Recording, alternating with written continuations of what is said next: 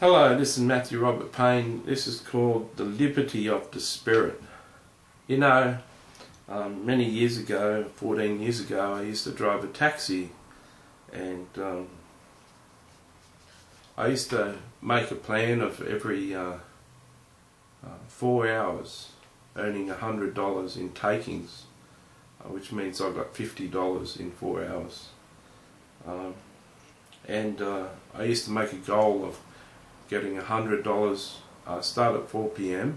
in the afternoon, by 8 p.m. having $100, by 12 p.m. having $200, by 4 a.m. having $300, and knocking off then or going on to 6 a.m. and having $450 or whatever, or $460, or $360 I mean.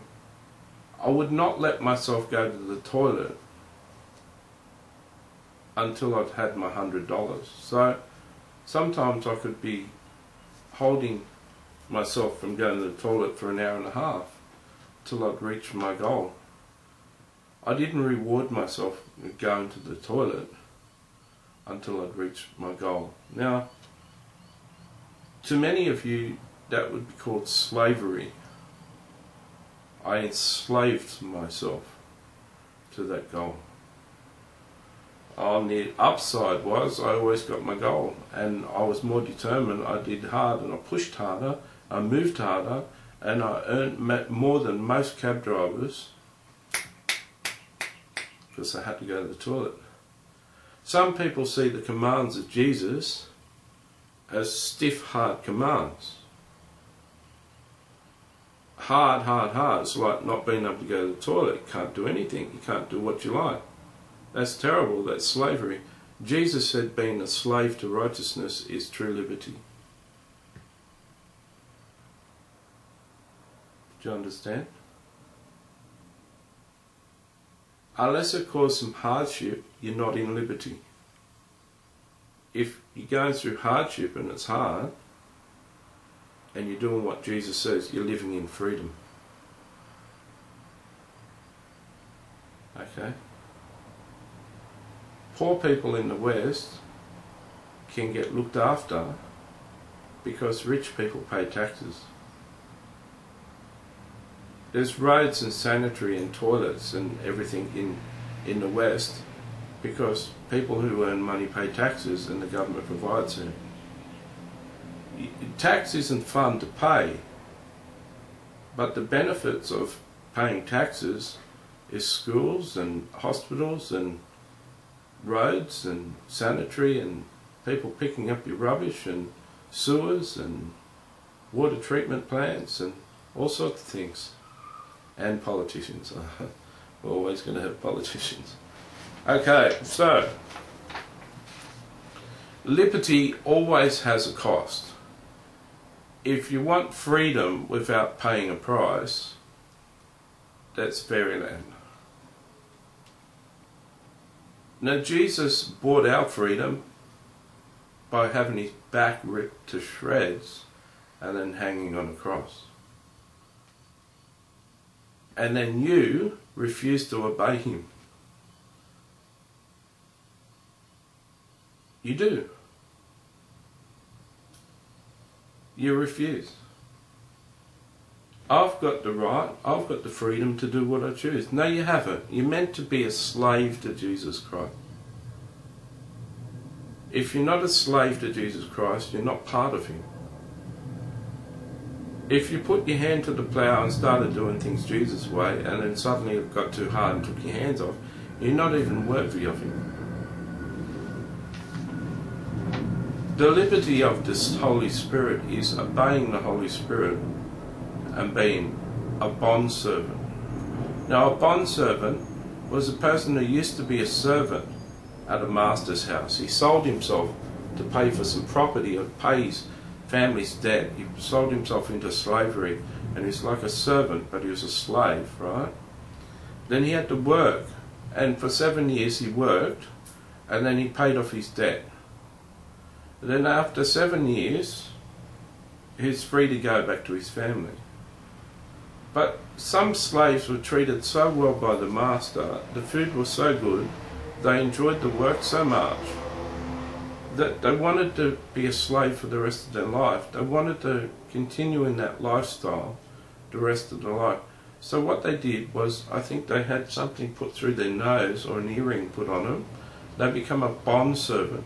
Basically, they were a free slave. They had their rights taken away. Now they were a slave for life, but they willingly entered into that relationship just to serve the master, just to be in relationship with that family.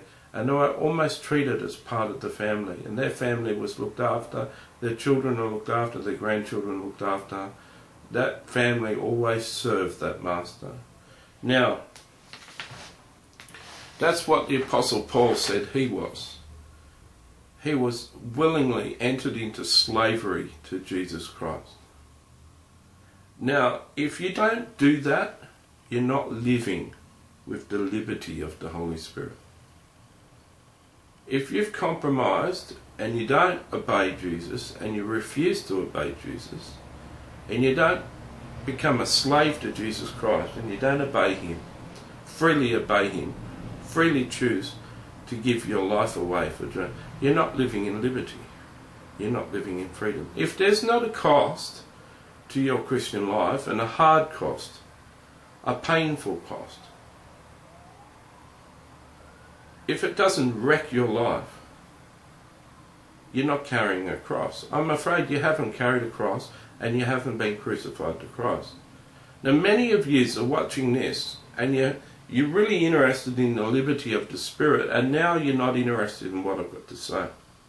Well, you go off and stop watching my videos. That's fine. You write in negative comments and say my doctrine's all wrong. Go ahead, do whatever you like. But if you are interested in the liberty of the Holy Spirit, you need to start obeying Jesus Christ. You need to start doing what the Holy Spirit tells you to do. You need to come to realize that you're a slave to Jesus. And when you do start to work for your master and do everything your master says, you'll find freedom. And life will be easy. Because all you got to do is do what Jesus says.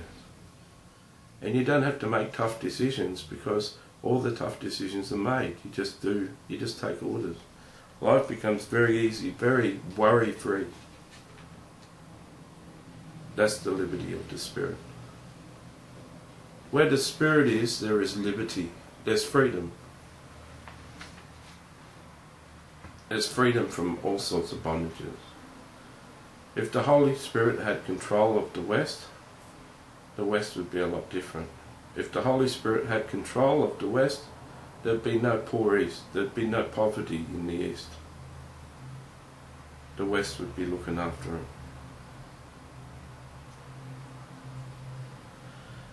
If the West truly obeyed Jesus Christ, they'd free the East of their poverty, and the East would be saved and converted to Jesus Christ through the example of the Christians who came and brought them out of poverty. They'd be saved. If the West obeyed Jesus, there'd be no orphans, there'd be no homeless, and there'd be no poor children in the world. They'd all have children's sponsors.